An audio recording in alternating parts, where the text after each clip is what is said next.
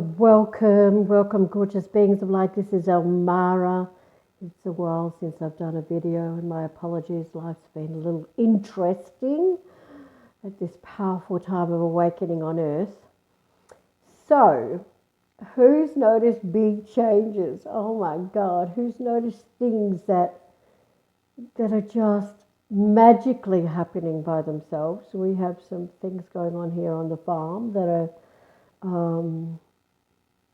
requiring us to think outside the box. So I want to remind you that everything you think is being manifested almost instantly now. And I want to remind you that everything, the way you thought things were, are no longer like that anymore. You can change them in many different ways. And just a quick example of that is that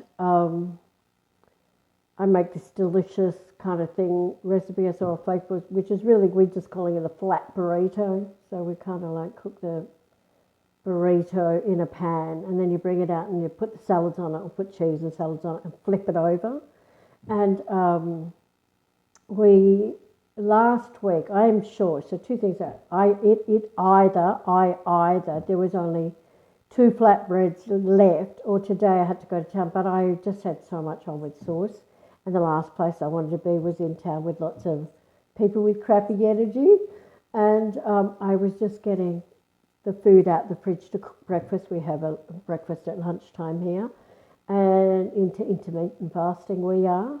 And they told me just to check. And there was 3 flatbreads there. So my housemate, who is a practical engineer, was like, so what are you saying? Did you manifest another flatbread so you don't have to go to town? I said, well, it's either that or I couldn't count correctly last week. But who cares? The bottom line for me is there's now 3 flatbreads there, which is what we need for dinner tonight. And I don't have to go to town because the energies, the Schumann resonance has been up over 90 the last couple of nights, and I've been awake half the night. And it's almost a full moon here as well. So magic is happening everywhere. I do want to share just another quick miracle that came to mind.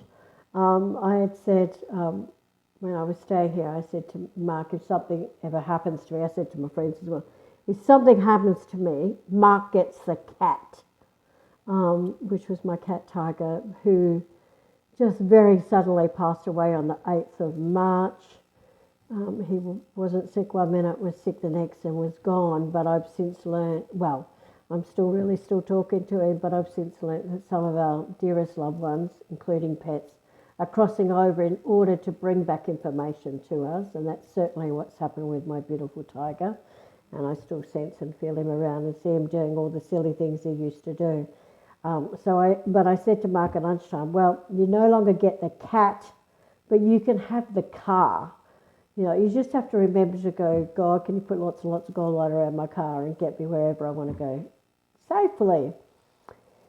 And Mark says to me, goes, Elle, if you're no longer driving that car, I feel that it'll just, fall into a heap of metal and bones. I went, no, it won't. It's only got 107,000 Ks on it, It does need a few things doing to it, but it's a good nick and it's got dents on it where everybody else has hit it. All the dents that are on my car are from other people in shopping centres. Only one of them on the car is mine. So anyway, and I said to him, but that reminds me, and it did, it reminded me of when I lived in Perth. My parents had given me, when I was about 20 years old, they gave me an old Ignis fridge, which they had had for 20 years and had got a new one. And then when my fridge died, my dear dad drove it all the way to wherever I was living, drove this fridge to me. And so I'd had it about 10, 11 years. And just before we were ready to come to Queensland to live, I think I was around 30, 31, lived in a house with this gorgeous guy called Eddie Dempster, Jack George Edgewood Blank, we used to call him. That's a whole other story. And I'd said to Eddie, who was as straight-laced, I seem to have a lot of those people in my life. I said to him, now you have to be nice to the fridge.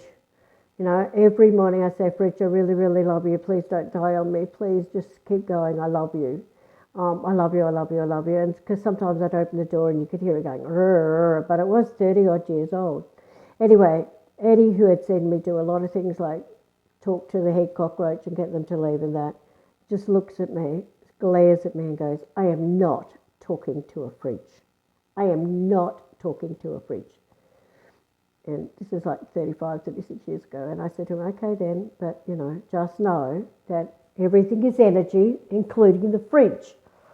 Anyway, so we drive across Australia from Perth to Queensland, myself and my best friend.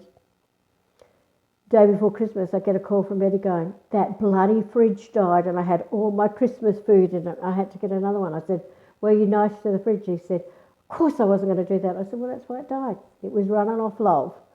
So just be mindful of everything you do. That's a funny story, but a true one. And that's what's happening in the world at the moment. Alrighty, love, love, love. My deepest love and richest blessings to you all.